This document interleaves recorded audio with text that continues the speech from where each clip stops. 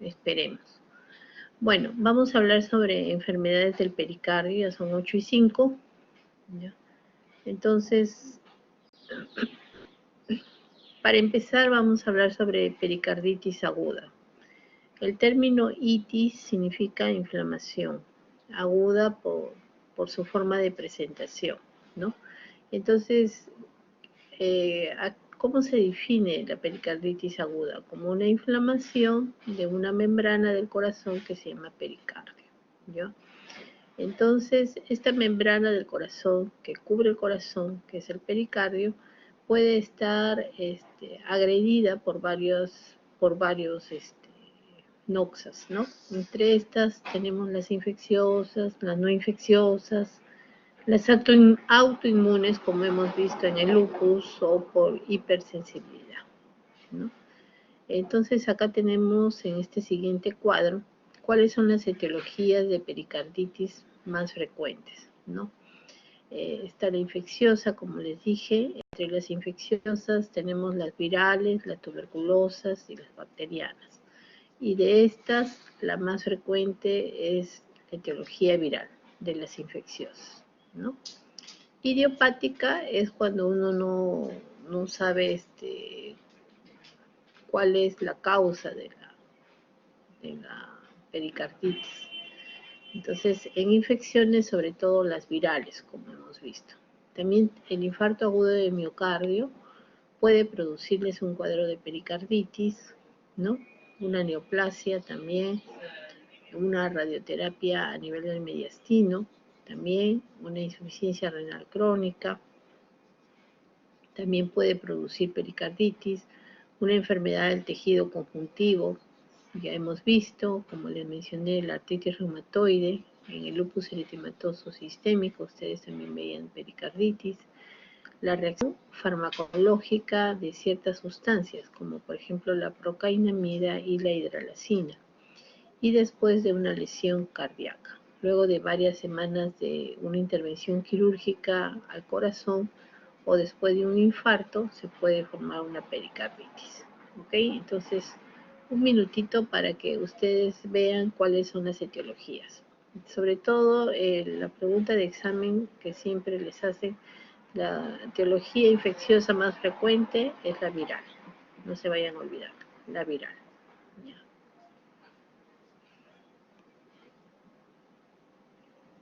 Medicamentos, procainamida, hidralazina, autoinmune, artritis reumatoide, lupus, los pacientes con insuficiencia renal crónica, con neoplasias, que le han recibido una radioterapia a nivel intestínico, infarto agudo de miocardio, ¿ok? Ok, estamos diciendo, escuchen bien, que de las etiologías infecciosas, la más frecuente es la viral, pero de las etiologías en sí, la más frecuente es la idiopática. Continuamos. Entonces, ¿qué características vamos a encontrar en un paciente con pericarditis? El paciente va a presentar un dolor, es un dolor a nivel precordial. Este dolor va a aumentar con la inspiración. El paciente toma aire y comienza a dolerle. Presenta tos también, ¿no? O sea, degluta y presenta tos en el decúbito, ¿ya? Presenta un dolor pleurítico asociado a un frote pericárdico. Frote es como si frotaran dos superficies, ¿ya? Algo más o menos, si me escuchan, así, ¿no?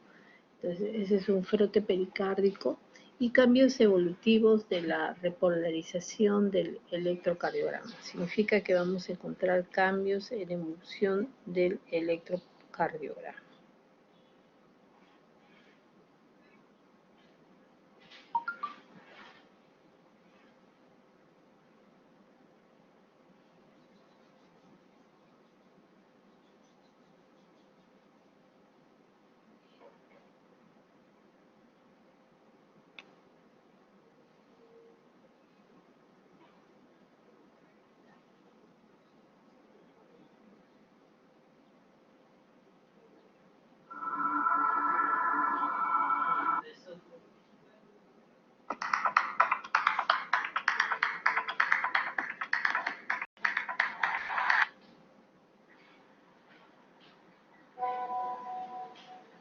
Jefe. No, soy tu...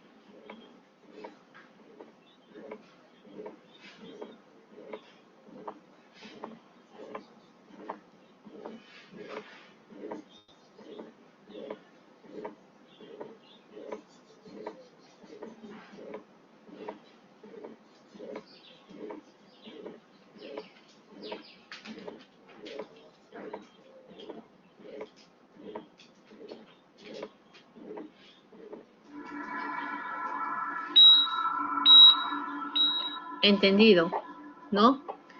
¿Escucharon o no escucharon? Jóvenes, ¿escucharon o no escucharon? Sí, doctora. Entonces, el paciente presenta dolor precordial, que este va a aumentar con la inspiración, o sea, toma aire y el dolor aumenta. Presenta tos, el dolor es pleurítico, es como si la pleura le estuvieran hincando, y se asocia al frote pericárdico que, bueno, acabamos de escuchar. Vamos a volver a escuchar, cierren sus ojos y concéntrense.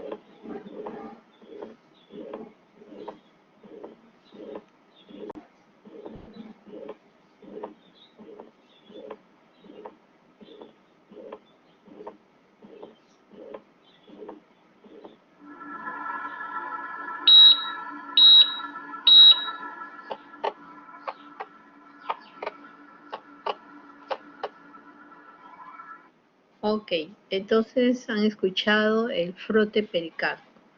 Y luego en su electrocardiograma van a encontrar cambios. ¿Sabías que la página web no siempre es la mejor opción para aumentar? Un ratito, por favor, ya. Un minutito. Si fueran tan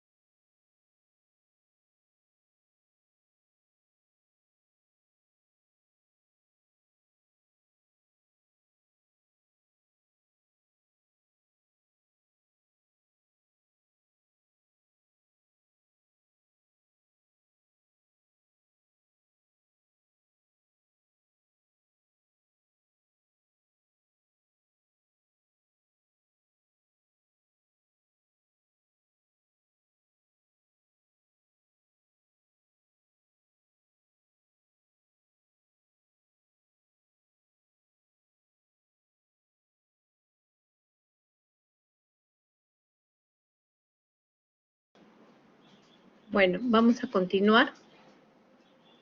Después de escuchar el frote pericárdico, vamos a ver cómo es el dolor tipo pericárdico, ¿ya? El pericardio se va a dividir, tiene dos membranas, una visceral y una parietal. Vamos a recordar un poco, porque ya esto ustedes lo han tratado en anatomía. El pericardio que produce dolor es el pericardio parietal, que es aquel que va a tener fibras nerviosas para el dolor. Este dolor va a ser agudo, va a ser penetrante y se va a irradiar a la espalda y a las escápulas, ¿ya? Y calma en la posición sentada, ¿ya? Significa que el paciente está en posición sentada, inclinado hacia adelante.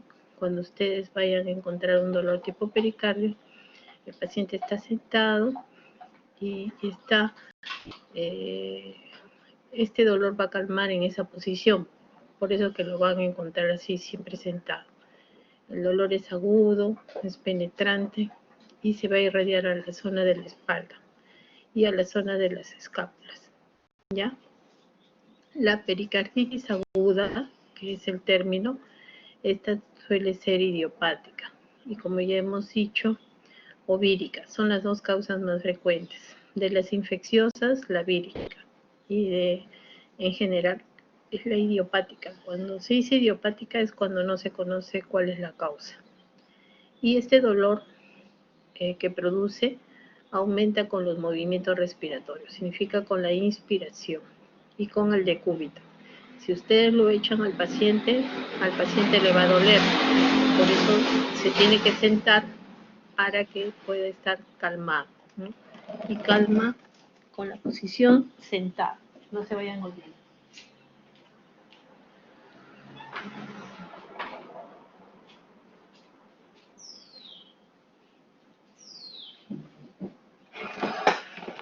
Calma con la posición sentada, se irradia al trapecio, ¿ok? Al trapecio se va a irradiar. Entonces calma con la posición sentada. ¿Qué vamos a observar en la exploración física? En la exploración física, cuando le tomamos el pulso al paciente, vamos a tener un pulso rápido e irregular, ¿ya? Y vamos a escuchar el frote pericárdico, ¿no? ¿Cómo es el frote? Lo que ya hemos escuchado en el antes. Igual, vamos a escuchar ese ruido, que es áspero y va a variar con la intensidad. Y es más intenso cuando el paciente está sentado o inclinado al frente, ¿no? Si el paciente está sentado o inclinado al frente, el soplo es más intenso. En la placa de tórax, lo que vamos a observar es un aumento del tamaño de la silueta del corazón, ¿ya? Cuando hay derrame pericárdico voluminoso. O sea, en la pericarditis, si hay derrame, vamos a encontrar un aumento de tamaño del corazón, ¿ya? Esto usualmente el volumen es más de 250 mililitros, ¿ya? El electrocardiograma, que es otra prueba que se pide. El electrocardiograma, hay 4 estadios principalmente, ¿ya? A ver, vamos a pedir a Nicole que lea los estadios. Buenos días, Luna, ¿cómo estás? Bienvenida. A ver, Doctor, Nicole, por favor. en el electrocardiograma, bueno, en el estadio 1 hay una elevación cóncava difusa en la cara anterior y en la cara inferior del segmento ST. Hay un infradesnivel del segmento PR y en el estadio 2, en la segunda A, en el segmento ST retorna a la línea basal y PR permanece desviado. En la segunda derivada de las ondas T se aplanan y empiezan a invertirse, y en el estadio 3 hay una inversión difusa de las ondas T, mientras que en el estadio 4 el electrocardiograma a la normalidad. Ya. Entonces vamos a ver primeramente en el estadio 1 hay una elevación cóncava difusa, ¿no? ¿Se acuerdan el segmento ST que vimos el día de ayer? ¿No? ¿Se acuerdan cómo estaba deprimido el segmento ST en la intoxicación digitálica? ¿No? En cambio, en una pericarditis, el ST está hacia arriba, ¿ya? Es una elevación cóncava hacia arriba, ¿ya? Y eso ustedes tienen que diferenciarlo del infarto agudo de miocardio, donde ven ustedes ST elevado, ¿ya? Y esto lo van a ver sobre todo en la cara anterior e inferior, que es donde acompaña los problemas de infarto, ¿no es cierto? Entonces, como la pericarditis acompaña los problemas de infarto, usualmente lo vamos a ver en dicha zona, ¿ya? Igual vamos a ver un infradesnivel del segmento PR en el estadio 1. En el estadio 2 se divide en 2A y 2B. El ST va a retornar al estadio basal, pero el PR va a permanecer infradesnivel. Y en el 2B las ondas T se van a aplanar y empiezan a invertirse, o sea, se hacen T negativas.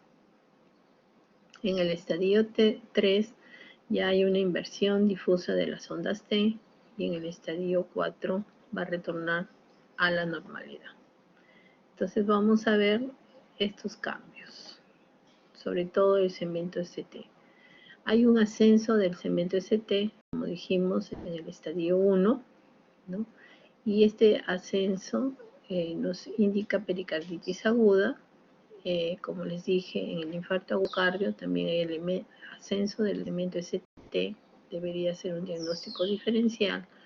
En los aneurismas ventriculares también el ST está elevado, y en el síndrome de Brugada, que producen ascenso del segmento ST. Entonces, ¿cómo nos preguntamos? ¿Cómo diferenciar un ascenso del segmento ST de un infarto de miocardio? Que también ya lo hemos visto, y de una pericarditis, porque ambos, el infarto y la pericarditis, originan ascenso de la ST. Entonces, acá hay un diagnóstico diferencial del electrocardiograma que se observa en una pericarditis aguda en comparación con el ST observado en un infarto agudo de miocardio, ¿no? Por ejemplo, la elevación del segmento ST en la pericarditis es de concavidad, cóncavo. En cambio, en el infarto agudo con ST elevado es convexo. ¿Entendido? Una cosa es convexo y otra cosa es cóncavo. En las derivaciones del electrocardiograma afectadas. Entonces, cuando estamos frente a una pericarditis, se van a afectar todas las derivaciones, salvo no vamos a ver esta concavidad en B1 y en ABR, ¿ok? B1 y ABR. En cambio, en el infarto hay una elevación del segmento ST solo en la región infartada, o sea, la zona que se infarta, esa región. Y hay una depresión recíproca de ST en todas las derivaciones opuestas. ¿Cómo es la evolución? Mientras en la pericarditis, en evolución, las ondas ST permanecen altas varios días después que la ST regresa a la basal, las ondas T se invierten, ondas T negativas, o sea, permanecen varios días. Y en en el infarto, ustedes van a ver que el paciente recibe tratamientos de reperfusión, algunas veces sin éxito, y las ondas T se invierten, mientras que el ST permanece elevado, seguido del desarrollo de la onda Q. Entonces, acá no hay onda Q, acá sí hay onda Q. En la depresión del segmento PR existe en la mayoría de los pacientes con pericarditis, en cambio, no existe en los infartos agudos de miocardio. Entonces, son diagnósticos diferenciales que nos permite diferenciar un infarto agudo de miocardio de un cuadro de pericarditis con ST elevado, ¿ok? El electrocardiograma de la pericarditis va a mostrar un ascenso del ST, acuérdense, cuando es cóncavo, ¿ya? En el infarto agudo de miocardio, nunca vayan a olvidarse, es convexo. La inversión de las ondas T es tardía, a los 3 días del inicio del cuadro, a diferencia del infarto en el que aparece desde el principio. Entonces, en el infarto agudo de miocardio vamos a ver ondas T desde el inicio y la presencia de la onda Q, no se vayan a olvidar. Y vamos a tener un descenso del PR en la pericarditis y no lo vamos a ver mucho en el infarto agudo de miocardio. Es un término poco sensible. Esas son las diferencias entre pericarditis y infarto agudo de miocardio. Entonces, hemos dicho que esta es la onda P, para recordar, esta es la onda Q, ¿no? ¿Ya? Y esta es la onda R, la onda S y la onda T, ¿no? Entonces hemos dicho que lo primero que vamos a ver es un descenso del segmento PR. Entonces esta es la onda P y esta es la parte del segmento, ¿no? La unión de la onda P con la onda R. Entonces, si esta es la línea isoeléctrica, la que estoy señalando, sígame con el puntero, está descendido el segmento PR, ¿ok? Luego vemos el segmento ST, que es terminando la onda R, la onda S, hay una parte del segmento, que es la unión de la onda S con el inicio de la onda T, es el segmento. Pero este segmento está supradesnivelado, o sea, que está hacia arriba, ¿no? Si está hacia arriba, ¿no? Este segmento, nosotros hay un ascenso, entonces tenemos que diferenciarlo de un infarto. Pero hemos dicho que es cóncavo, es así, miren, cóncavo, no es convexo como lo vemos en un infarto, ¿entendido? Y esta es la onda T, ¿no? La onda T es de mucha mayor amplitud, como ven ustedes. Muy bien, vamos a continuar. A ver, miren esta positiva.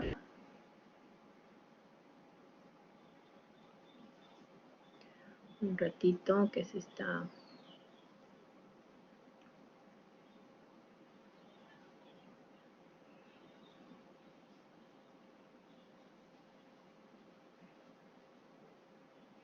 Entonces, vamos a ver. A continuación, esta diapositiva los voy a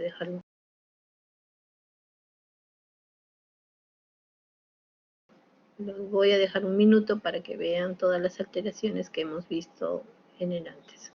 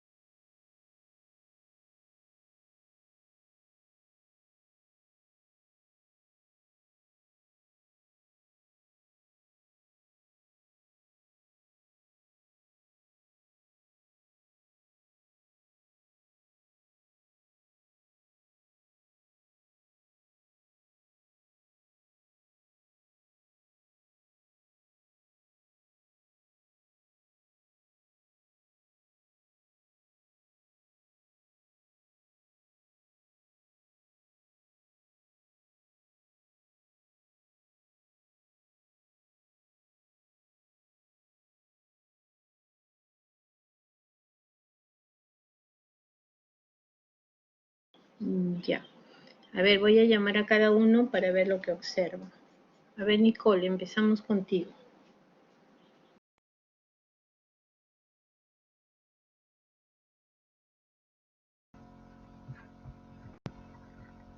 Doctora, ¿me puede escuchar? Sí, a ver. La pregunta.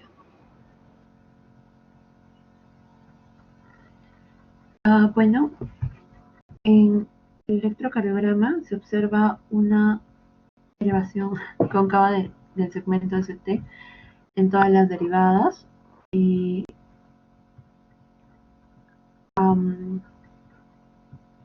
bueno, como dice en la diapositiva, también hay un descenso en ABR y en B1 de ABR.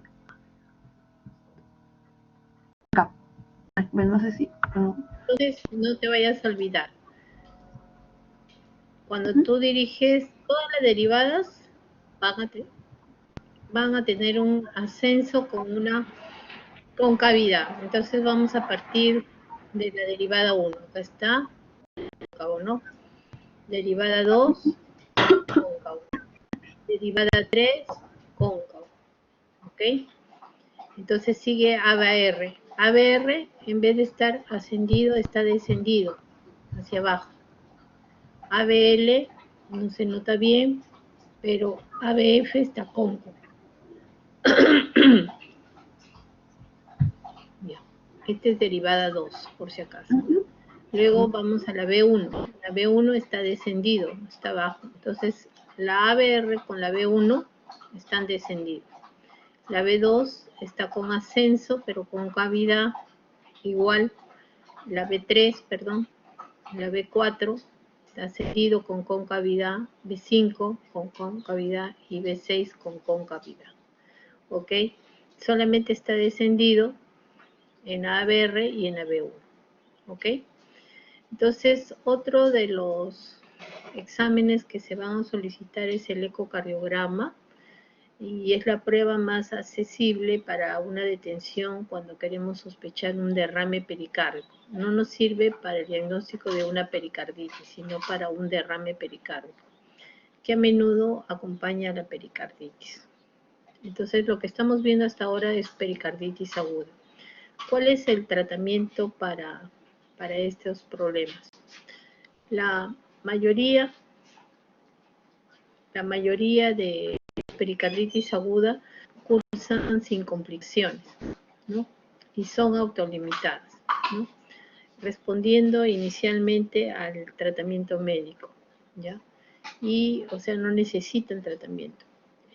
Para bajar esa inflamación tendríamos que darle un AINE, un antiinflamatorio no esteroideo, como por ejemplo el ibuprofeno, la indometacina, la prednisona, la colchicina, y la podríamos retirar en forma gradual. Entonces, el tratamiento son antiinflamatorios no esteroideos.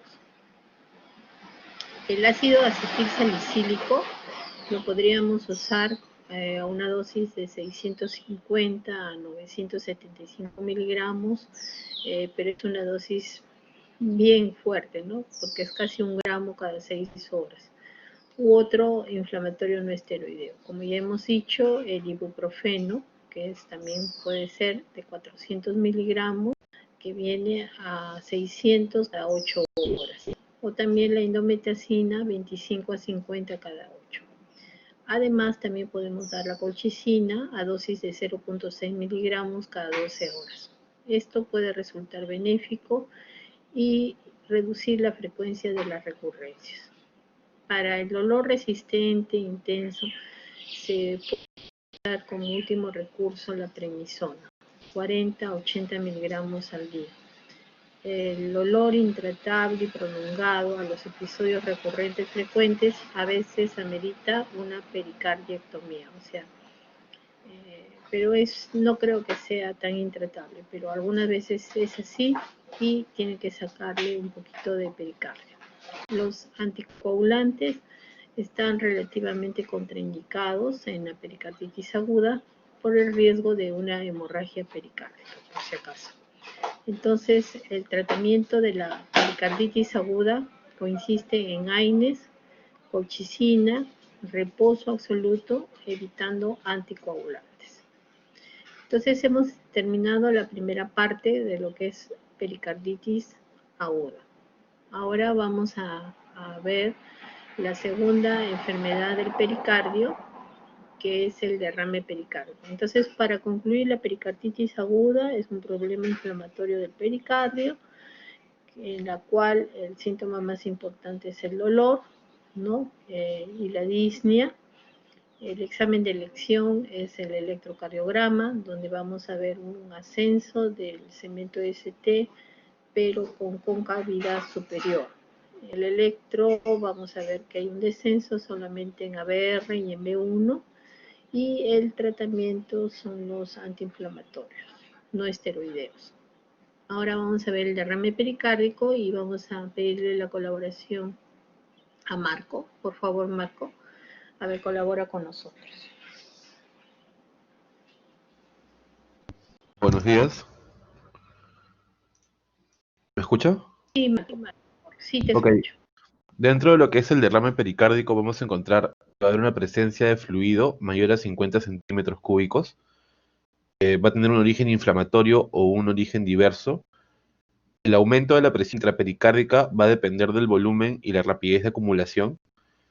Y la evaluación es especialmente ecocardiográfica. El derrame pericárdico se diagnostica con una ecocardiografía.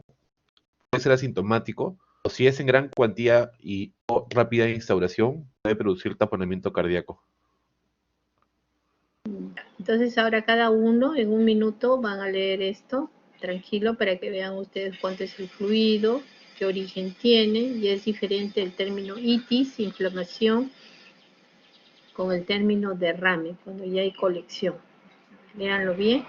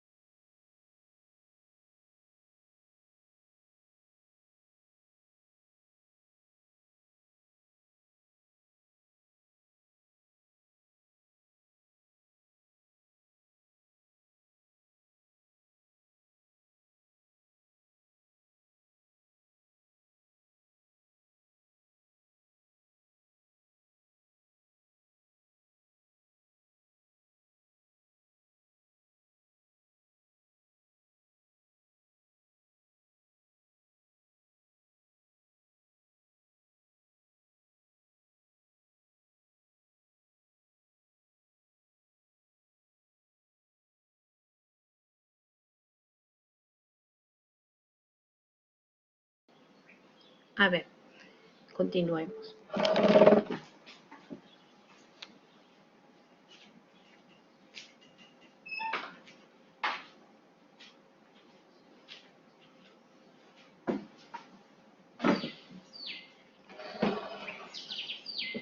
Entonces, la cantidad de líquido pericárdico, usualmente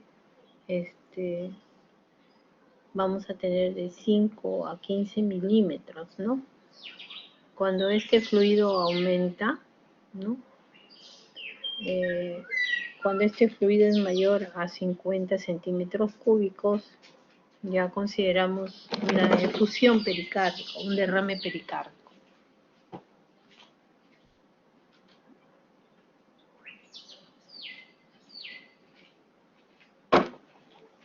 Cuando esta efusión es más de 50 centímetros. Entonces vamos a ver que este origen va a ser inflamatorio o va a ser diverso. Y va a aumentar la presión dentro del pericardio y va a deberse a la cantidad de volumen que vamos a observar, la acumulación, ¿ya? Y cómo vamos a hacer el diagnóstico mediante una ecocardiografía, ¿ya? Esto es importante. Mientras la pericarditis se diagnosticaba con electro, el derrame pericárdico se va a diagnosticar con un ecocardio, ¿ya? Y no te puede dar síntomas, el derrame, y depende del volumen. Cuando es de mayor cuantía, esto va a ir a la siguiente fase que vamos a ver a continuación, que es el taponamiento cardíaco, ¿ya? Entonces, un derrame puede evolucionar a un taponamiento, y eso sí ya es una emergencia muy clara para el paciente. Entonces vamos a ver qué se observa en un derrame pericárdico en el electrocardiograma. Cuando hay líquido, los complejos no se va a llevar bien el impulso cardíaco, ¿no? Entonces vamos a ver complejos de pequeño tamaño, de pequeño voltaje, ¿ya? Y vamos a ver signos de alternancia eléctrica. Significa que pueden haber algún tipo de arritmia, ¿ya? También vamos a ver alteraciones de la repolarización. En la placa de tórax, cuando hay líquido, ya hemos visto que hay cardiomegalia también, ¿no? Como la anterior imagen que hemos visto. El ecocardio es la prueba diagnóstica de derrame pericárdico, ¿no? Y esta va a cuantificar la cantidad de derrame, ¿ya? Si el derrame es leve, ¿ya? Va a tener una imagen, depende de los ecos que envíen. Se dice que una imagen es anecoica cuando no va a dar muchos ecos. Significa que lo vamos a ver de color negro, ¿entendido? Y una imagen es ecoica cuando sí manda ecos. Entonces vamos a verlo de color blanco, como el color del hueso. Entonces, cuando veamos un derrame, vamos a ver una imagen anecoica. La cantidad, el diámetro de esta imagen nos va a dar origen a la clasificación ecocardiográfica, si el derrame es leve, es moderado o es severo. Si yo tengo una imagen que es de color negro, cuyo tamaño es de 0.5 centímetros, entonces afirmo que este es un derrame leve. Si es moderado, cuando es de 0.5 a 2 centímetros, y si es severo es cuando veo a 2 centímetros. Por eso en la ecocardiografía tengo que medir ese diámetro en la cual está esta imagen para decir si es leve, moderado o severo. Entonces, hay pacientes que tienen derrame y son asintomáticos, pero que no se conoce cuál es la causa, ¿no? Si estamos frente a un derrame, tenemos que drenarlo y estudiarlo para ver cuál es la composición del líquido del derrame, ¿ya? Ya ustedes han visto en reumatología dos principales causas de efusión pericárdica, sobre todo en los pacientes con lupus, que lo han visto muy bien, donde tenían un síntoma muy importante que es el derrame pericárdico, ¿ya? Entonces, yo tengo que hacerle una pericardiocentesis, estudiar el líquido pericárdico, ver sus características y puedo hacer mi diagnóstico, ¿no? Entre estos podemos hacer para la tuberculosis, estamos en el Perú, una de las causas frecuentes de effusión pericárdica es la TB. Puedo yo también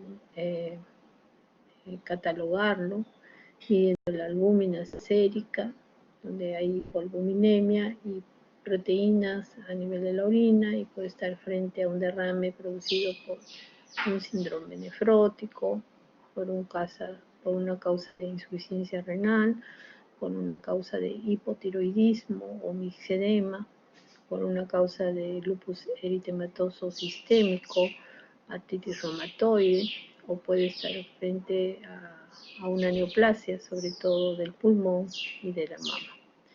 El derrame va a evolucionar y se va a formar una emergencia que es el taponamiento. ¿Ya? Como su nombre lo indica, esta es una emergencia cardiológica. ¿Por qué? Porque el corazón está sufriendo, es como si estuviera en una piscina ahogándose el corazón, como si ustedes estuvieran en una piscina ahogándose, ¿no? Ese es taponamiento cardíaco. Esto va a poner en peligro la vida del paciente, porque el líquido pericárdico se va a acumular, ¿no? Entonces el corazón no va a poder realizar sus funciones. ¿Cuáles son sus funciones del corazón? El llenado de sus cavidades. Y esto va a conducir a una disminución del gasto cardíaco. El corazón no puede hacer la sístole, la diástole y disminuye la forma en la cual va a la eyección. Entonces, disminuye su gasto cardíaco. Entonces, ¿qué enfermedades me llevan a un taponamiento? ¿Cuáles son las más importantes, ¿no? Por ejemplo, una pericarditis que haya tenido previa debido a un tumor metastásico, a un paciente que esté urémico, con la urea elevada, a que tenga un proceso viral, que lo hemos visto mucho en estos tiempos. Entonces los virus tienden a producir pericarditis, a una etiología en la cual yo no puedo identificar una etiología idiopática, ¿no?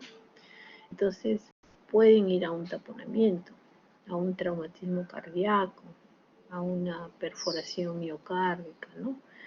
Entonces, todos estos casos pueden producir taponamiento cardíaco. Y en la fisiopatología de esta emergencia, primero tiene que anteceder un derrame.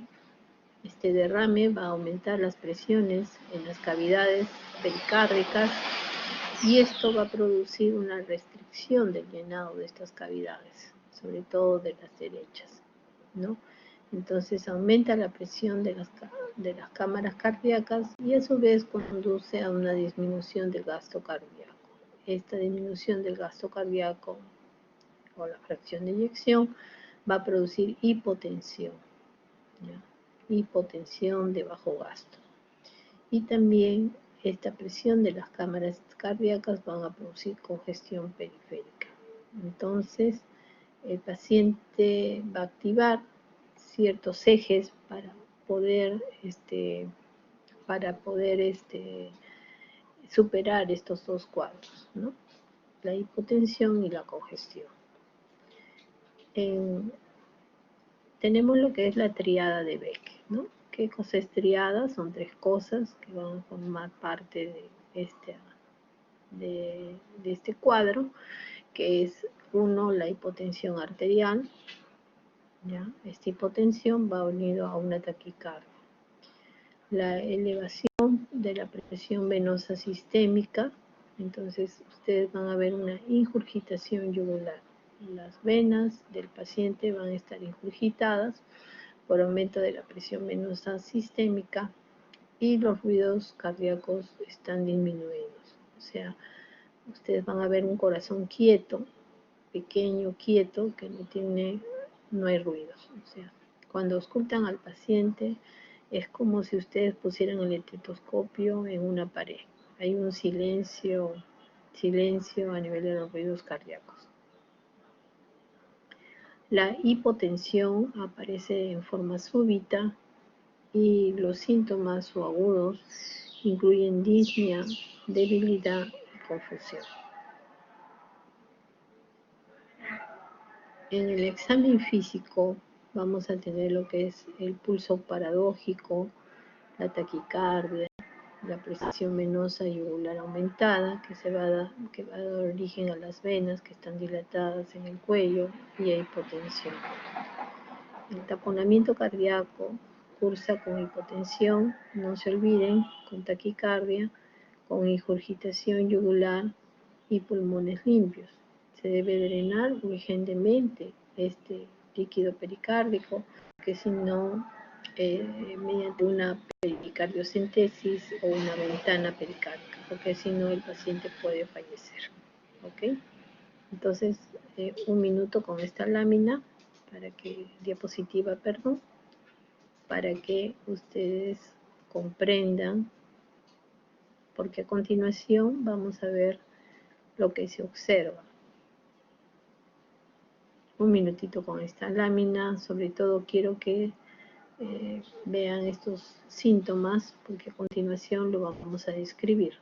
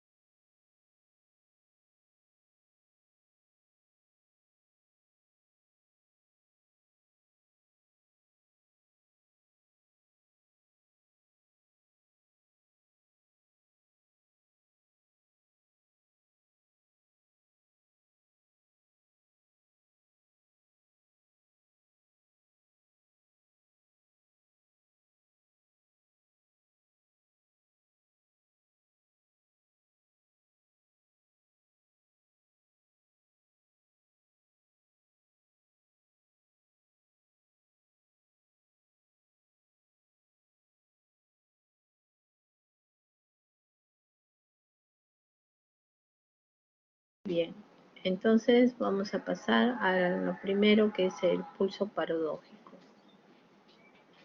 El pulso paradójico, normalmente hay un descenso de la presión arterial, más de 10 milímetros, cuando uno inspira. No pactoneumónico ocurre en el EPOC, o sea, no, el pulso paradójico por sí simple no es pactoneumónico de un taponamiento. Puede estar en un EPOC, puede estar en una pericarditis constrictiva, que es la siguiente patología que se observa en la enfermedad pericárdica, en la obstrucción de la vena cava superior. Entonces, acá nosotros tenemos la expiración cuando eliminamos y la inspiración. Este es el pulso paradójico de Kussmaul, con esta gráfica. Okay. Hay un descenso, ¿no?, en la inspiración. Ahora, acá hay unas siglas de taponamiento cardíaco para que ustedes no se puedan olvidar. Entonces, el pulso paradójico de por sí puede estar en otras patologías. Se puede producir el pulso paradójico si hay taponamiento cardíaco, pericarditis constrictiva, obstrucción de la vena cava superior y en neumopatía obstructiva. Entonces se produce el pulso paradójico llamado tapón. Es como un tapón. Tapón viene de taponamiento cardíaco, viene de pericarditis constrictiva, viene de obstrucción de la vena cava y viene de neumopatía obstructiva o llamado EPOC. ¿Ok? Para que no se olviden que el pulso paradójico no es solamente de causa del taponamiento cardíaco. ¿Dónde encontramos pulso paradójico? En la palabra tapón. Taponamiento cardíaco, vuelvo a repetir, pericarditis constrictiva, obstrucción de la vena cava superior y neumopatía obstructiva.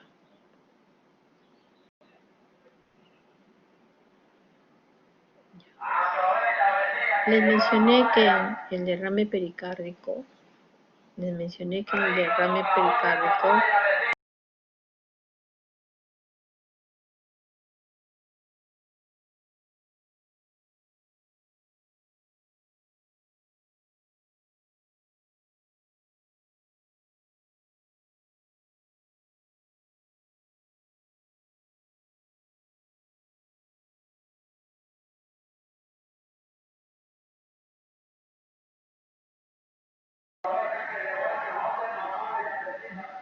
disculpen, les mencioné que en el electrocardiograma hay voltaje bajo en aquellas derivaciones de las extremidades, o sea, desde B1 hasta B6.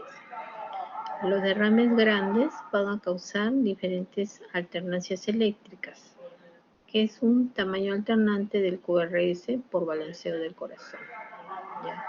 Entonces, ustedes cuando vean un electro, tienen que ver los QRS de acá. ¿Ya? Entonces, ustedes van a ver alternancia, significa puede ser un QRS grande con un QRS pequeño, grande, pequeño, o no haber impulso eléctrico. Eso se llama signos de alternancia. Y lo que ustedes van a ver en un electro es lo que a continuación les voy a mostrar. ¿Qué es esto?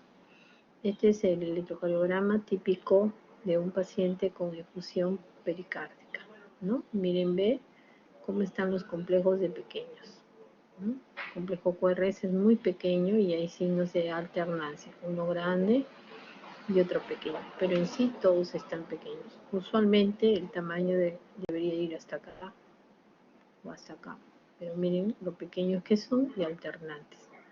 Este es un electrocardiograma típico de un paciente con efusión pericárdica. En esta radiografía de tórax vemos el gran crecimiento de la silueta cardíaca debido a un derrame voluminoso mayor de 250 centímetros cúbicos. Hemos dicho que a partir de 250, ¿no?, el paciente, a partir de 50 centímetros cúbicos se hacía evidente el derrame. Entonces, esto es la imagen que ustedes llaman embotellón, ¿no? Les han enseñado en radiografía para taponamiento derrame pericárdico.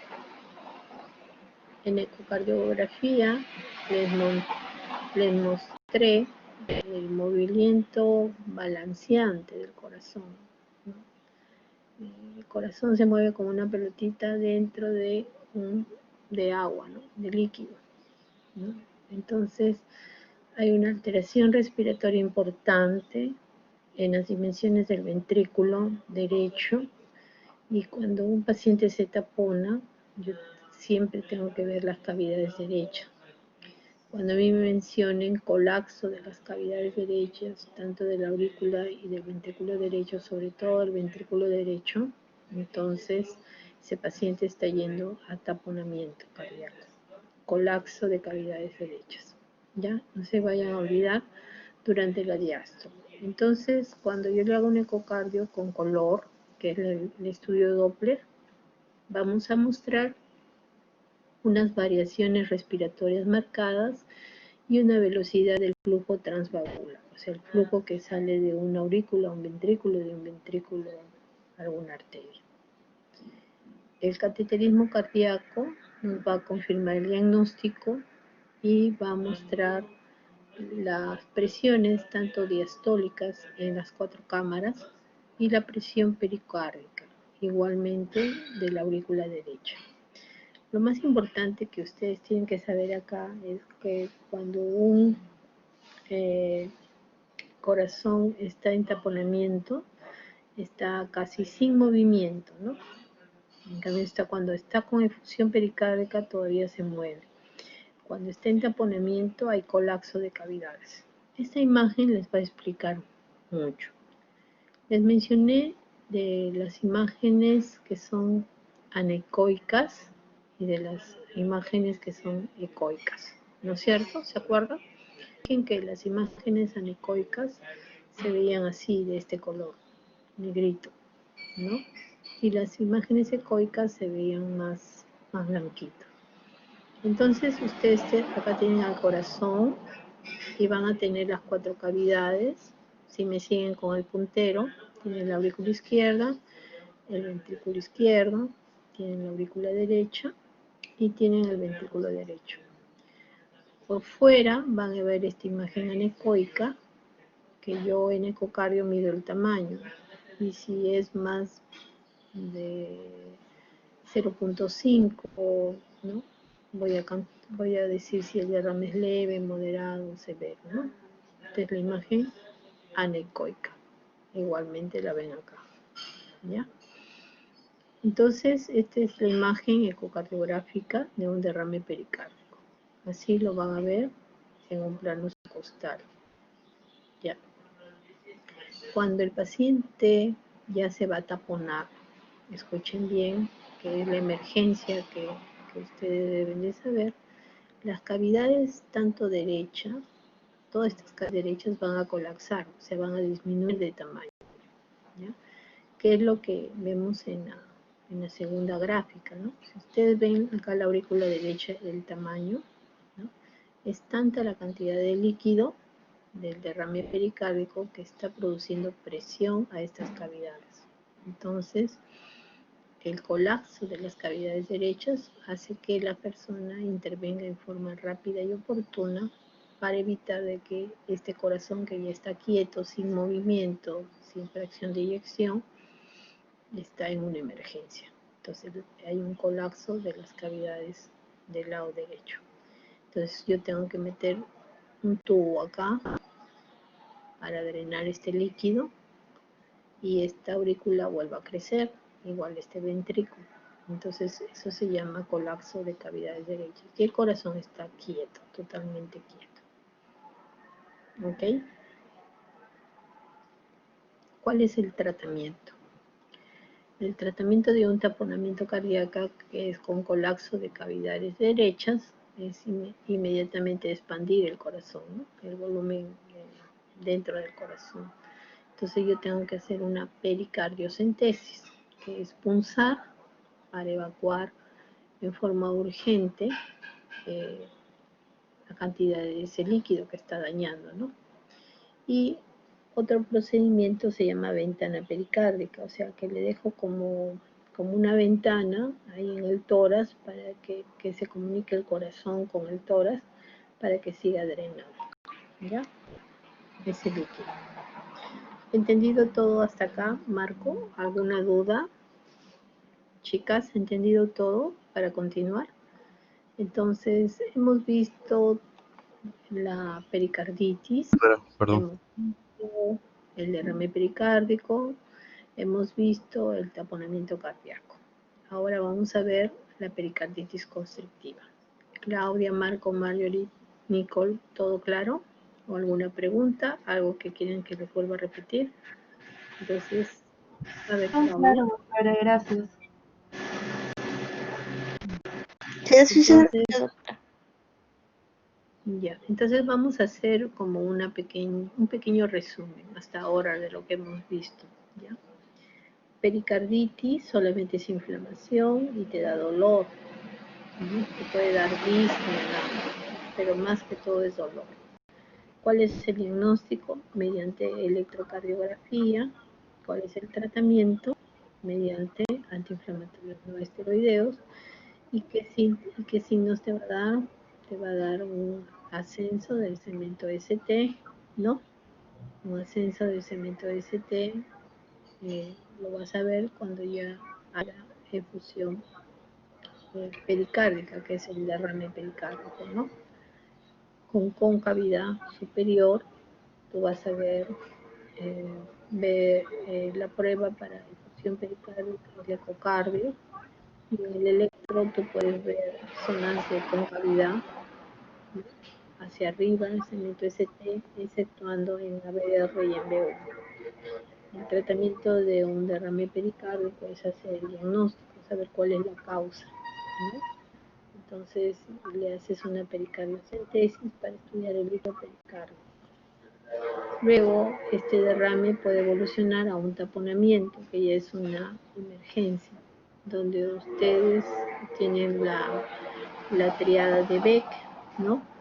Que es ingurgitación de las yugulares, ausencia, auscultación de los ruidos cardíacos, no se vayan a olvidar, y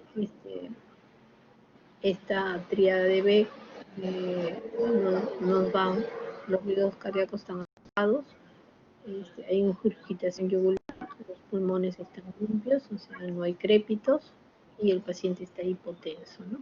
Taquicárdico, ¿ya? No se vayan a olvidar.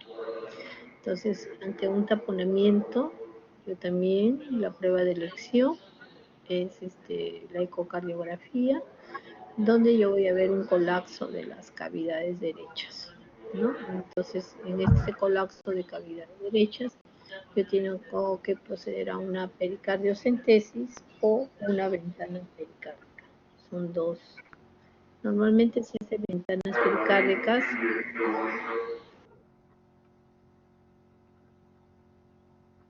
Normalmente se hace ventanas pericárdicas en pacientes que tienen neoplasias.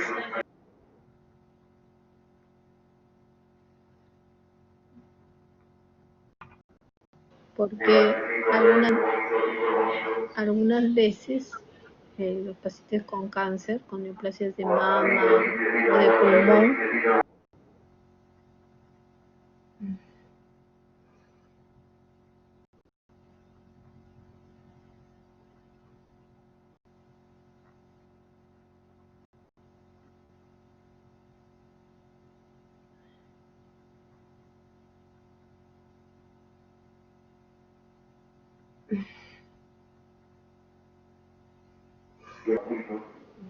ya pasó. Bueno, disculpen. Entonces se hace ventana pericárdica, sobre todo en aquellos pacientes que tienen cáncer, sobre todo cáncer de mama, cáncer de pulmón, porque ellos van a continuar drenando este líquido pericárdico y se van a volver a taponar. Significa que ustedes le sacan el líquido con la pericardiocentesis, pero inmediatamente el paciente va a volver a drenar, a llenarse. ¿Okay? Por eso que se le tiene que hacer la ventana pericárdica. Bueno, vamos a hablar hoy día de la cuarta enfermedad pericárdica, que como su nombre lo indica es una pericarditis constrictiva. Yo siempre le digo a mis alumnos que es como si le colocaran una camisa de fuerza y que ustedes sean el corazón. Eso significa la pericarditis constrictiva. Ya asemeja eso. Es un trastorno en el cual el pericardio, que vendría a ser la camisa de fuerza, está rígida, ¿no? Es una membrana gruesa. El pericardio se vuelve una membrana gruesa, rígida, y esto va a hacer que el llenado cardíaco esté alterado, que haya una elevación de las presiones venosas, tanto sistémicas como pulmonares, y que el gasto cardíaco disminuya porque el corazón no puede inyectar bien. En consecuencia de la cicatrización de una pericarditis previa, significa algo que haya dañado el corazón previamente y que se haya ido a la cronicidad, ¿no? ¿Cuáles son estas infecciones potencialmente que están involucradas en esta entidad? Son las inflamatorias, virales, ¿no? Los virus. No sabemos cuántos hallazgos más vamos a tener con esta epidemia de COVID después de esto, cuánto va a ser las consecuencias a nivel cardíaco que vamos a tener, ¿no? Ahora en estos momentos se están presentando muchos cuadros de hemorragia cerebral, ¿ya? En los pacientes que han estado intubados, anticoagulados mucho tiempo, se están presentando muchos cuadros de hemorragia cerebral. Igualmente se están observando casos de miocarditis, hipertensiones resistentes, ¿no? Entonces, miren todo, por eso debemos de cuidarnos, porque esta es una enfermedad prácticamente nueva para nosotros y no sabemos sus consecuencias. Muchos han salido del cuadro, pero no sabemos cómo van a tener las complicaciones post-COVID, ¿no? Hay algunos que mencionan, colegas, que han tenido complicaciones neurológicas, que muestran cambios cognitivos en la memoria, tienen apraxia, están mostrando eso. Entonces, miren todas las complicaciones. Entonces, la pericarditis constrictiva es debido a una complicación de un cuadro anterior, ¿no? Por ejemplo, la TB ataca el pericardio y debido a esa inflamación se va a producir que esa membrana se vuelva más rígida, ¿no? E impida las funciones normales del corazón. Entonces, la podemos ver en infecciones virales, en tuberculosis, como ya les mencioné, porque es la causa más frecuente que ataque en Perú. Ahora después también de una intervención quirúrgica, en trastornos del colágeno, como hemos visto, en el lupus, en uremia, en las causas neoplásicas y las causas post-radiación.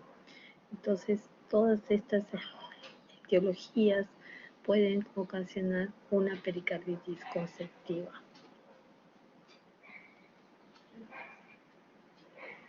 En la anamnesis, el inicio es gradual, no es así brusco, ¿no? El paciente va a quejarse de disnea, ya ha tenido el antecedente de una pericarditis, entonces va a presentar una disnea que va a progresar, se va a sentir fatigado, se le va a hinchar los pies, se le va a hinchar el abdomen, o sea, debuta con una falla cardíaca. Por eso la falla cardíaca para mí es un síndrome, porque detrás de eso puede ser una pericarditis o un infarto, ¿ya? Pero los síntomas que predominan son sobre todo derechos, más que falla cardíaca izquierda. Eso también les puede ayudar. O sea, los síntomas que más predominan son de falla cardíaca derecha que de izquierda. En exploración física vamos a encontrar que el paciente está con taquicardia, la tríada de Beck, que va a tener las venas ingurgitadas prominentes, con aumentos adicionales durante la inspiración, signo de Kussmaul, va a haber hígado grande, hepatomegalia, ascitis, que es líquido a nivel del peritoneo, y vamos a encontrar un edema periférico.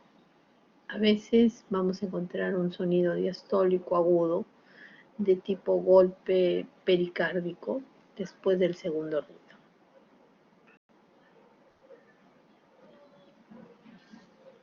O sea, el segundo ruido puede estar después del segundo ruido, vamos a encontrar un soplo duro. Y eso es porque el pericardio está calcificado. El voltaje está bajo, como ya hemos visto, en las derivaciones de extremidades, y hay muchas arritmias auriculares. Ahora ya no es líquido, ahora es la membrana pericárdica que está engrosada, ¿no? Constrictiva, rígida. Y en la placa de tórax es muy importante ver esto, ¿no? Porque algunas veces se observa una calcificación, ¿ya? Y estas calcificaciones, bueno, ya no la vemos en esta época, pero antes sí se veía. La tuberculosis daña la membrana pericárdica y la membrana se torna más blanca, calcificada. En el ecocardiograma vamos a ver un pericardio engrosado, ¿no? Como ya le hemos dicho. Vamos a ver que está fallando todo la función del corazón. Vamos a ver que este pericardio engrosado va a alterar también las contracciones de la fracción de eyección, ¿no? Y sobre todo las cavidades como les mencioné, de las derechas, ¿no? Entonces, vamos a encontrar todas estas alteraciones.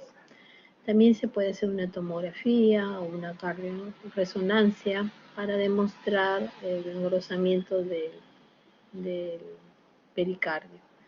Igual con el cateterismo, acuérdense que ustedes van a ver presiones de cavidades. Entonces, usualmente si le hacen un cateterismo a un paciente con pericarditis constrictiva, van a ver que la presión va a mostrar una alteración, ¿no?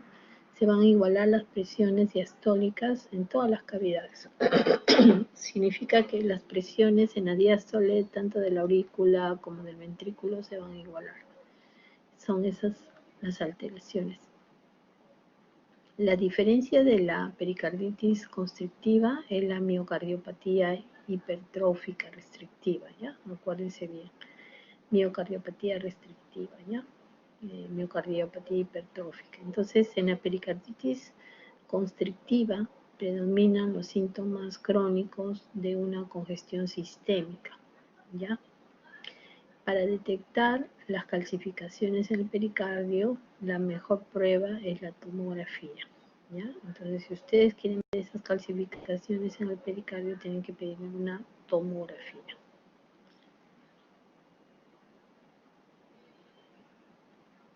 Bueno, acá le hemos traído una tomografía para que ustedes observen esa calcificación que está bien señaladita con esta flecha. ¿Ven esta? Esta es una pericarditis constrictiva. Y como les dije, trae síntomas, es gradual y trae síntomas de congestión sistémica, ¿no? Sobre todo del lado derecho del corazón, ¿ya? Entonces, en esta imagen vemos un paciente con una pericarditis constrictiva donde muestra una intensa calcificación. ¿Entendido? Calcificación. Así ustedes ven la calcificación de la membrana pericárdica. Un minutito para que las observen bien. Pericarditis constrictiva.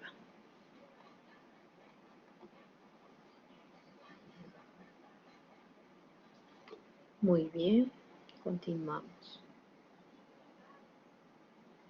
Entonces, yo les dije de que ustedes tenían que hacer una diferenciación de lo que estamos viendo de la pericarditis constrictiva, de lo que es otra de enfermedades que también las van a ver, ¿no? Que es la miocardiopatía, ¿no?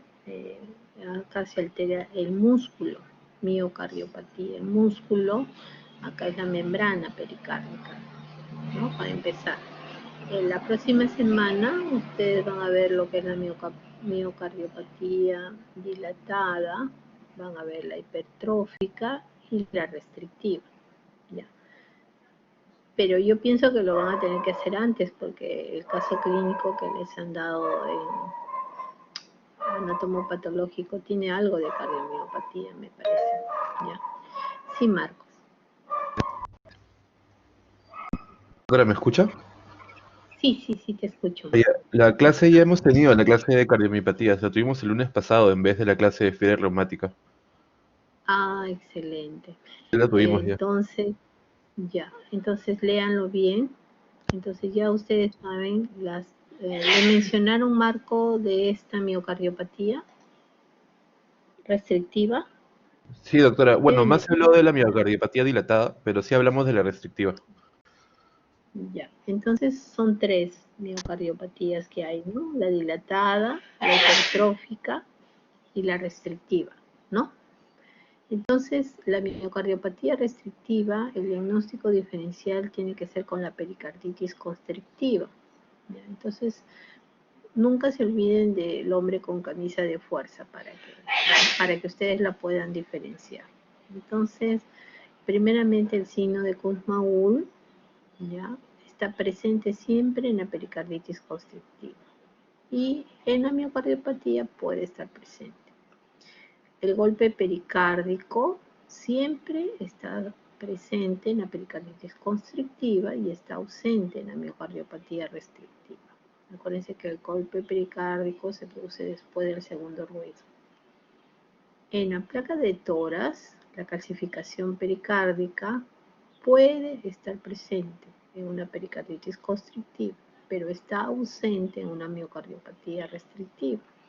Igualmente en la tomografía, ¿no? En la tomografía y en la resonancia magnética van a ver ustedes esta calcificación. La ecocardio. ¿Cómo está el pericardio? El pericardio está engrosado en la pericarditis constrictiva. En la miocardiopatía está ausente. ¿Cómo está el miocardio? En la pericarditis constrictiva está ausente, no está engrosado. O sea, está presente el miocardio, pero no está engrosado. En cambio, está engrosado en la miocardiopatía restrictiva. ¿Cómo están las velocidades transvalvulares? Están presentes y acá en la miocardiopatía, como está funcionando la bomba, el músculo está ausente. Igualmente les dije, tanto en la tomografía como en la resonancia magnética, yo voy a ver el pericardio engrosado, está presente en la pericarditis constrictiva y está ausente en la miocardiopatía restrictiva. La amiloidosis altera también el corazón, ¿no? No se vayan a olvidar. Bueno, la pericarditis constrictiva, después de haber hecho el diagnóstico diferencial, vamos a pasar a lo que es el tratamiento, ¿no? En el tratamiento nosotros debemos separar pues esta camisa de fuerza que está en una persona, la tengo que desatar igualmente. Al corazón le tengo que sacar la membrana pericárdica. Entonces tengo que hacer separar este pericardio para que mejore la función, ¿ya? Y eso se llama pericardiectomía quirúrgica, ¿no? Entonces se va a obtener buenos resultados, sobre todo en las fases precoces de la enfermedad. Muy bien, estimados colegas, hemos terminado el día de hoy. Vamos a hacer la sección preguntas y vamos a empezar con el siguiente orden: Claudia, Marco, Marjorie y Nicole, ¿ya? Entonces vamos a empezar con Claudia.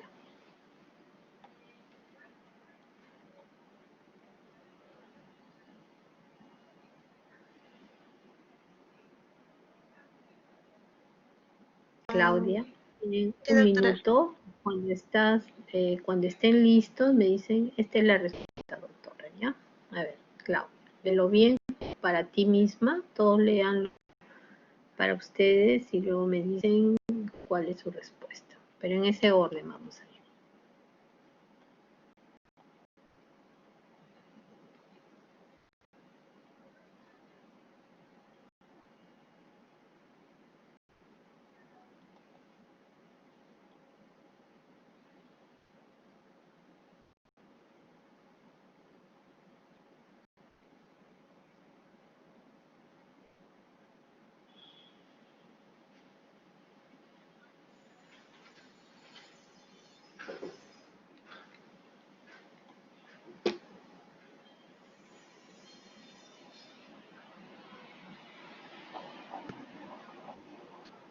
Doctora, Sí, Claudia, te escucho. ¿Cuál es la letra? la letra D. La letra D. Mejora con el decúbito, piénsalo, y se incrementa al sentar. ¿Qué hacía el paciente? Cuando se echaba, que es el decúbito, ¿mejoraba o empeoraba? Y se incrementa al sentar. Al contrario, él se sienta para que mejore el dolor. Claro, pero ahí dice marca lo incorrecto. Muy bien, exacto, excelente. Entonces, eso es lo incorrecto, ¿no? Muy bien, esa es la respuesta. Entonces, miren, una pericarditis puede ir a un ponimiento, el dolor se irradia a los hombros, al cuello y en la región dorsal. Puede identificarse un frote, puede, que hemos hecho escucharles, y se produce inflamación o infiltración del pericardio. ¿Cuál es el pericardio que duele? El pariente. Muy bien, Claudia. Respuesta correcta. Te quería hacer dudar. Vamos. Marco, léalo bien, igual usted con tranquilidad, y luego me dice su respuesta cuando listo.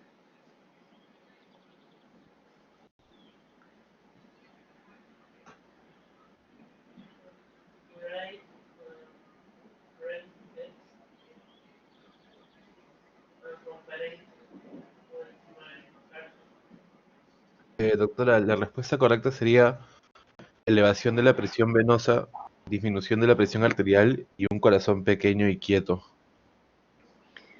A ver, vamos a ver si tu respuesta es correcta. Y muy bien, Marco.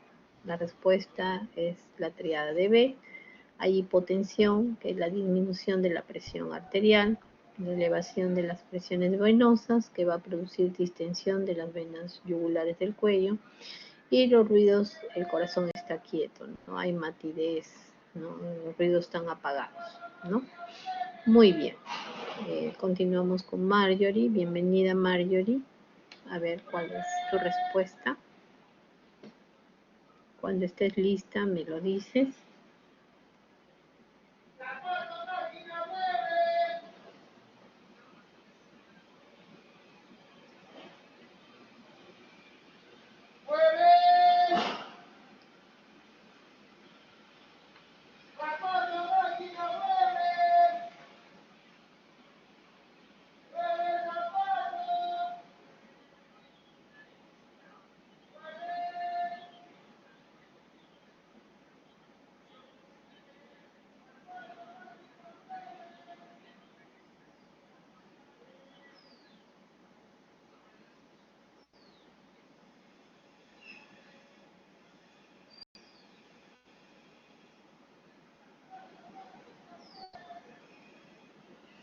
La letra C.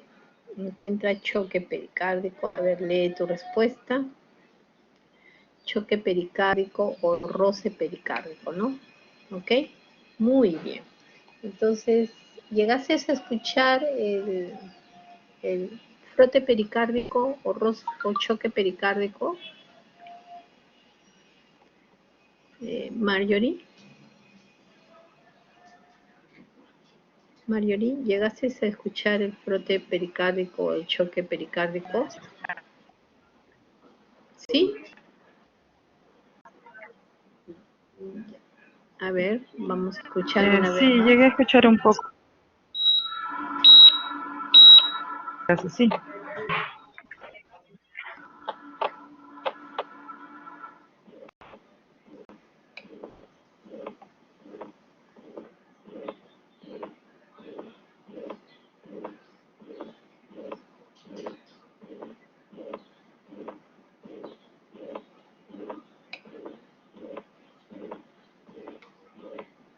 No se preocupe, estás escuchando el frote, ¿no?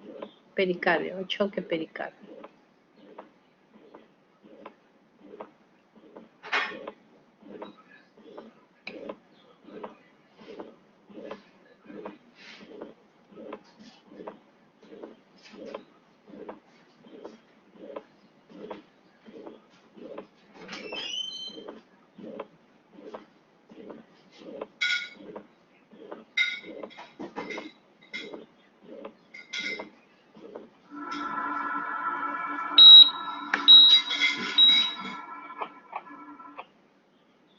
Muy bien.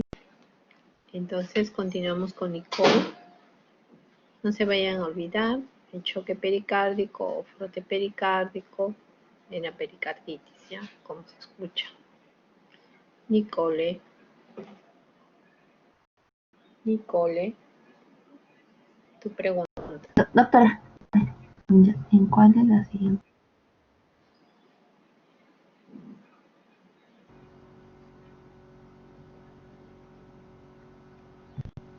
Un electrocardiograma, doctora. A ver, diagnóstico preciso. Muy bien. Electrocardiograma. Muy bien, no fue electrocardiograma. Muy bien, Nicole. Ahora sigue Claudia.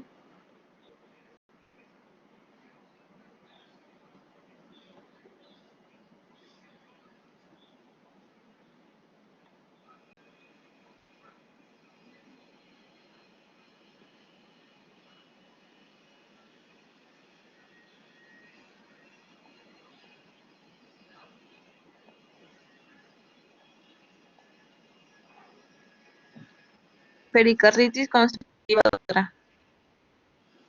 Pericarditis constrictiva.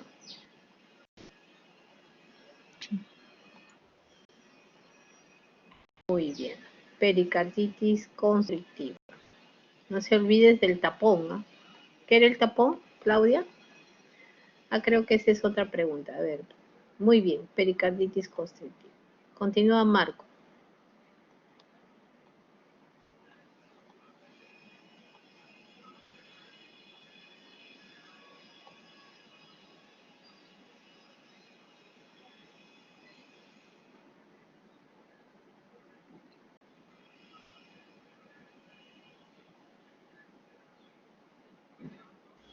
Ahora, creo que puede deberse a una pericarditis tuberculosa.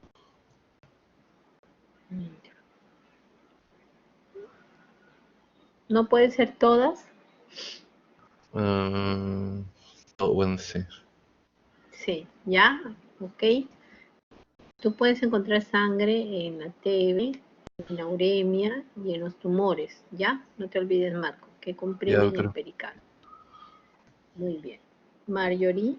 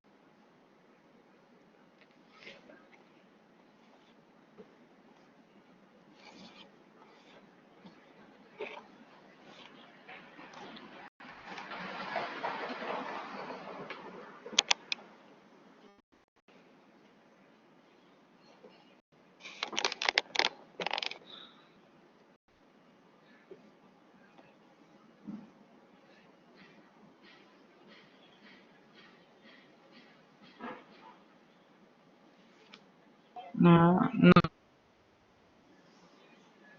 no sé acá la respuesta. Ya. Vamos a razonar contigo, Marjorie, ¿ya? Primeramente tiene 35 años, es joven, ha tenido un cuadro catarral. Un cuadro catarral significa probable una infección viral, ¿no? Y el electro está patológico, el ST está hacia arriba, está cóncavo, eso ya me está hablando de una pericarditis, ¿no? De 2 a 3 milímetros, ¿no? Con morfología cóncava. Pero lo siguiente que yo tengo que ver es el ecocardio, ¿no? Para ver si hay líquido, y me dicen que está normal. Si ya no hay líquido, no puede ser derrame pericárdico, ni puede ser taponamiento cardíaco. Entonces yo me quedo con pericarditis constrictiva. Me dice que la placa también está normal, no ven calcificaciones, la bioquímica está normal. Entonces, simplemente estamos frente a una pericarditis. ¿Cómo tratarías la pericarditis, Mario? ¿Qué le das a tu paciente? Porque incluso, como dijo Claudia, el paciente si se echa, aumenta la molestia y mejora cuando este paciente se sienta y flexiona el tronco. Está con un cuadro de pericarditis. ¿Cuál es el tratamiento? Para una pericarditis, lo mencionamos. ¿Alguien sabe? Se iniciaría con AINES, doctora. Muy bien, Sí, antiinflamatorio también se no le podría esteroideo. dar colchicina, doctora. Claro, le puedes dar ibuprofeno, colchicina, aspirina. Muy bien, AINES. Excelente, Mario. ¿Ya? Entonces, esta es la forma como ustedes lo van a resolver el caso. ¿Ya? Corticoides no tanto. Más son antiinflamatorios no esteroideos, lo hemos mencionado, ¿no? Entonces se debe dar aspirina en dosis antiinflamatorias, que ya hemos visto que es bastante. Es como para perforar un estómago, porque es 900 cada 6 horas, colchicina y reposo, sobre todo el reposo del paciente, ¿no? Ya. Continuamos con Nicole.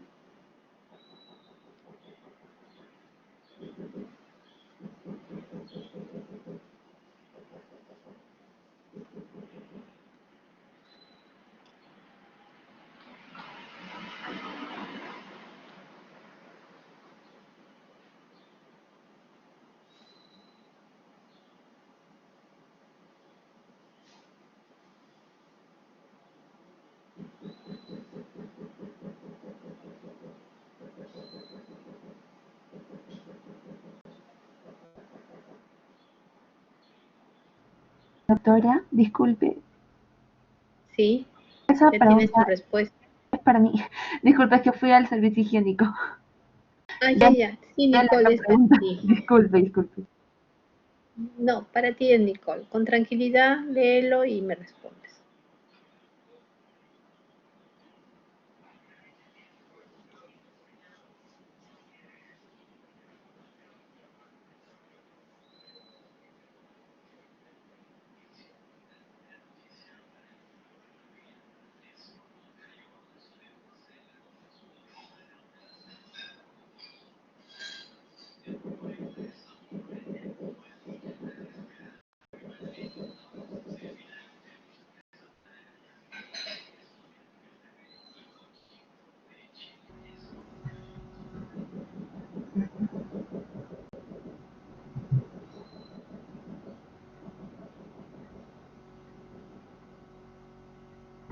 Mm,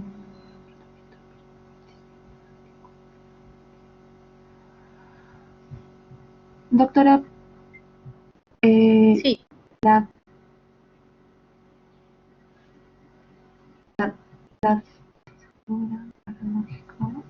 administración de antiinflamatorios, aumento de la dosis, las dos. ya. A ver, ¿alguien más quiere mencionar Oh, alguna respuesta? doctora, creo que la 4. Administración de dioxina por vía intravenosa. Lo No. matas, No, dioxina lo no, matas. dioxina no, es con AINES, es con AINES. ¿Alguien quiere mencionar alguna respuesta? Claudia, Marco, Marjorie. A ver, vamos a preguntar. Claudia, ¿cuál es tu respuesta? Doctora, yo también estaba pensando en los antiinflamatorios. Ujú. ¿Has leído bien el caso, Claudia? ¿Cómo está el Doctora, paciente? ¿Está bien? ¿podría ser la Ajá. realización de ¿Cuál es una tu respuesta? ecocardio y una Muy pericardiocentesis? bien, muy bien. ¿Y cuál es tu sospecha clínica que esté haciendo con este cuadro, Marco? ¿Cuál es tu sospecha clínica? Si tú le das digoxina, Nico, lo Se me matas. desconectó el Blackboard. No escuché su pregunta, doctora. Ya. ¿Cuál es tu diagnóstico en relación a este cuadro de esta paciente? Parecería que ya es un derrame pericárdico. está con un derrame pericárdico, pero mucho más que un derrame pericárdico. Llegando al taponamiento. Que puede estar en casi taponamiento y ecocardio, tú lo vas a demostrar, ¿no? ¿Y qué dice que puede estar con un taponamiento? No, creo que la elevación de la presión venosa y la hipotensión arterial Muy bien, y el pulso paradójico nos da la triada de Beck. excelente. ¿Entendido?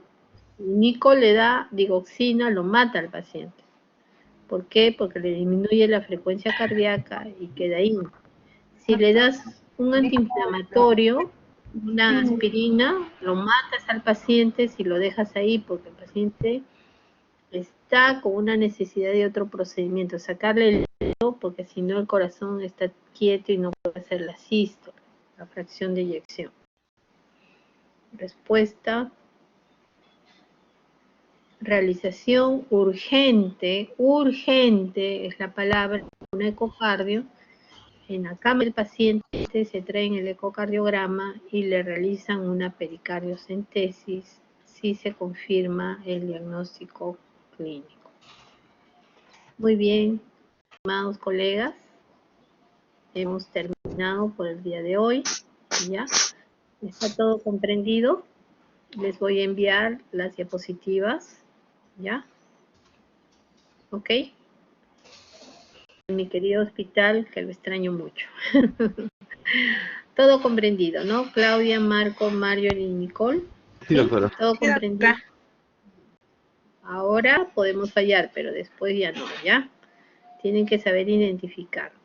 Repasen bien sus diapositivas. Léanse un poquito de lo que es amiloidosis a nivel del corazón, ¿ya? Por favor. Y léanse eso sobre todo, ¿ya? Y bueno, eso es lo más importante, ¿no? Y también léanse valvulopatías aórticas. ¿Qué dijimos la vez pasada? ¿Cuáles eran las más frecuentes como causas congénitas? Antes se creía de que eran los CIB, ¿no? Ahora eran las válvulas aórticas bicúspides, ¿no? ¿Se acuerdan? Chicos. Disculpe, doctora, ¿podría volver a preguntar? No entendí bien. ¿Se La causa más acuerdan de que frecuente, estoy hablando sola? Las válvulas aórticas bicúspides, ¿se acuerdan? Antes, ahora es la causa más frecuente de cardiopatía, ¿no? ¿Se acuerdan? Léanse sí, un doctora. poquito esto y lean también, chicos, lo que es amiloidosis a nivel del corazón. ¿Ya? Lean un poquito. Doctora. Eso es como para una lectura diaria que ustedes tienen que tener en relación al caso, que lo vamos a discutir el día viernes, ¿ya? Con todos. Muy bien, Doctora, muchas gracias. no dejen de olvidar de avisar a sus compañeros, por favor. El día viernes, terminado el caso clínico, tienen que enviar todos sus 4 preguntas respondidas, ¿ya? En la sección tarefa, porque ahí lo han colocado. Tienen plazo solamente hasta este viernes, ¿ya? Ya, doctora. Ok. Cuídense, que tengan ustedes un buen día. Y bueno, Marjorie, no te preocupes, y si asistías hoy día sí vas a tener problemas porque ya no te podía calificar. Pero qué bien, bienvenida a Marjorie y tus colegas que te pasen las diapositivas de las anteriores prácticas. Que ustedes tengan un buen día. Cuídense mucho. Igualmente, doctora, gracias. Gracias, doctora. Gracias, doctora. Chao, Nicole. Chao. Cuídense.